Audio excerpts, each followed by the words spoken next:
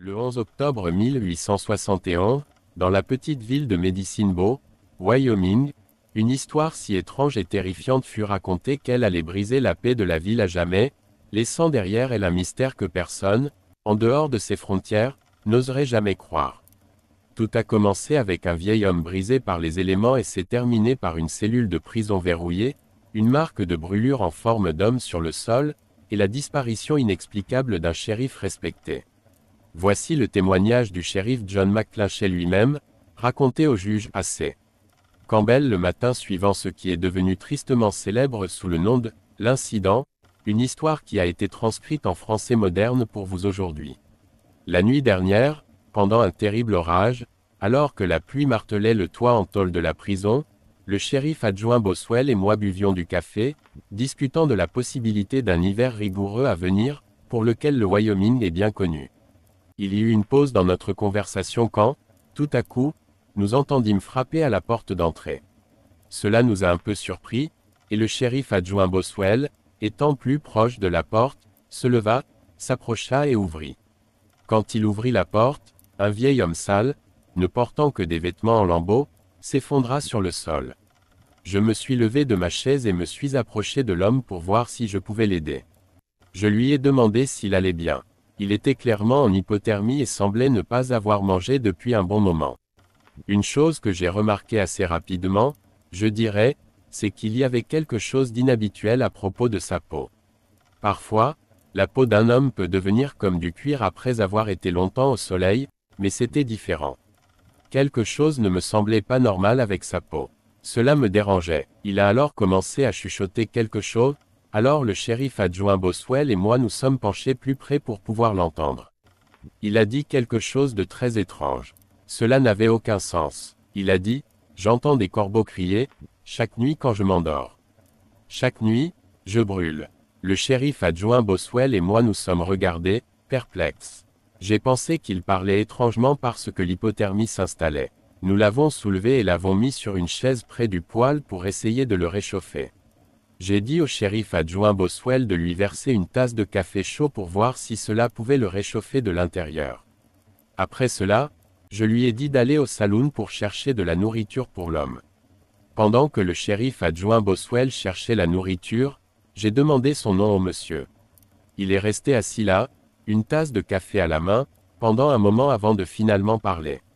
Il a dit que son nom était Harlan Grace mais qu'il n'était pas sûr d'où il était avant de tomber sur notre prison. Il a dit qu'il avait du mal à se souvenir de quoi que ce soit, sauf de quelque chose qu'il nous a raconté plus tard. Quelque chose qui nous a terriblement effrayés, le shérif adjoint Boswell et moi. J'ai laissé le vieil homme s'asseoir un peu, attendant le retour du shérif adjoint Boswell avant de lui poser d'autres questions. Quand le shérif adjoint Boswell est revenu, il a donné la nourriture au vieil homme et nous l'avons laissé manger. Le vieil homme a mangé comme s'il n'avait pas mangé depuis des années. Une fois qu'il a fini de manger, il a posé son assiette par terre à côté de lui et a simplement fixé le feu qui crépitait dans le poêle.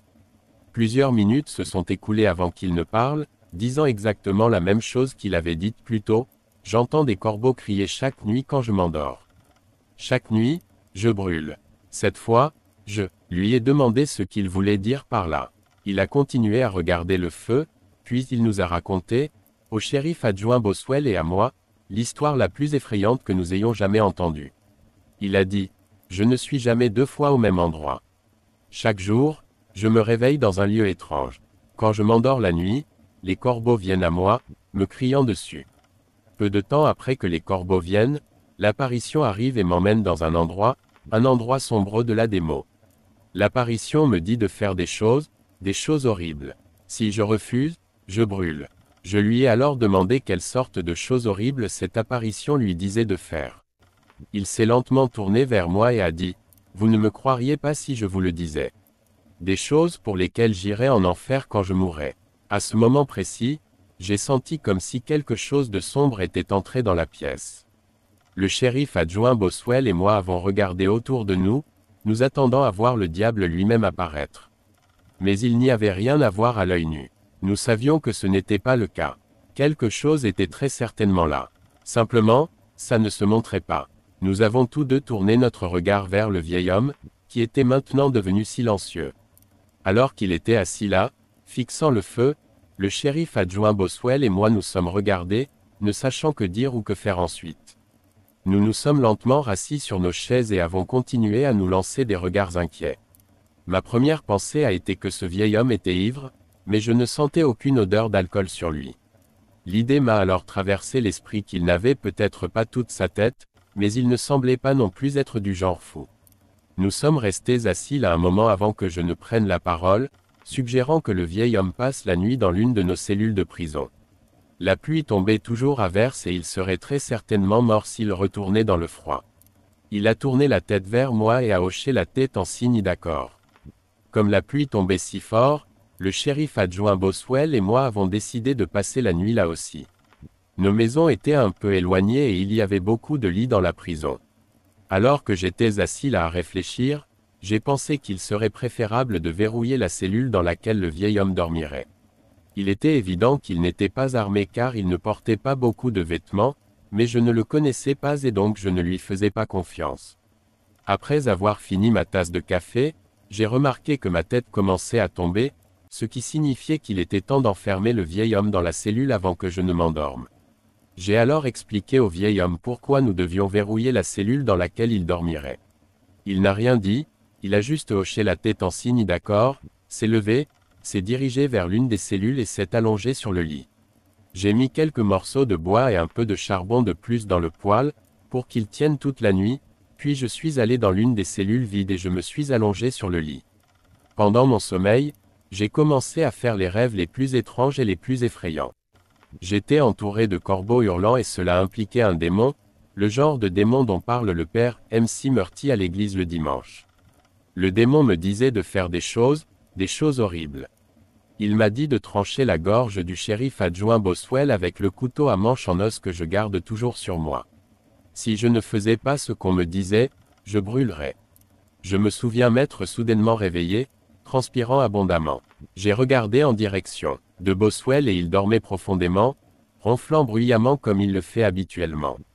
J'ai dû me retourner pour regarder en direction du vieil homme, et en le faisant, j'ai sursauté d'effroi, car le vieil homme n'était nulle part en vue. Ce qui est incroyable, étant donné que j'avais personnellement verrouillé la cellule et que je savais que je l'avais fait correctement. J'ai crié à Boswell de se réveiller, en disant « Lève-toi, le vieil homme a disparu ». Il est tombé du lit sur le sol avec un bruit sourd.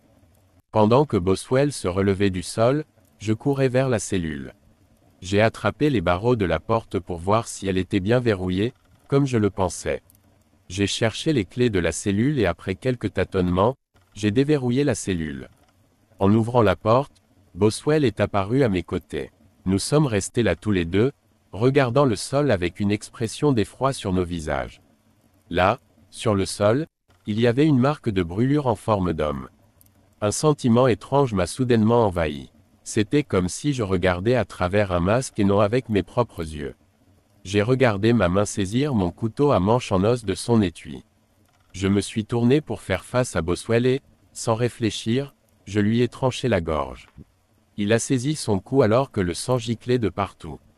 Il est tombé à genoux sur le sol, criant alors que la vie s'échappait de son corps. J'ai essayé de commander à mon corps de bouger, mais c'était comme si quelque chose d'autre le contrôlait. Tout ce que je pouvais faire, c'était de rester au même endroit. Et je suis resté là jusqu'au matin, le couteau à la main. Ce n'est qu'en milieu de matinée que quelqu'un est venu à la prison pour m'appeler. Ils ont ouvert la porte en disant « Shérif, êtes-vous là ?» Il ne leur a pas fallu longtemps pour me trouver, debout au-dessus du corps ensanglanté du shérif adjoint Boswell, alors qu'il criait de terreur. Le juge A.C. Campbell a été appelé à la prison peu de temps après et a ordonné que le shérif McClinchay soit enfermé dans une cellule. Le shérif a alors raconté sa version de l'histoire au juge Campbell. Le juge Campbell a envoyé quelqu'un chercher le marshal Langston, qui était en charge du territoire. Il faudrait plusieurs jours au marshal pour arriver. Ils ont nettoyé le corps de Boswell ce jour-là et ont laissé le shérif McClinchay enfermé dans une cellule. Lorsque la personne chargée d'apporter de la nourriture et de l'eau au shérif McClinchay est arrivée le lendemain, le shérif McClinchay avait disparu, ayant mystérieusement disparu de sa cellule. Le marshal Langston est arrivé 2 jours plus tard et a commencé son enquête.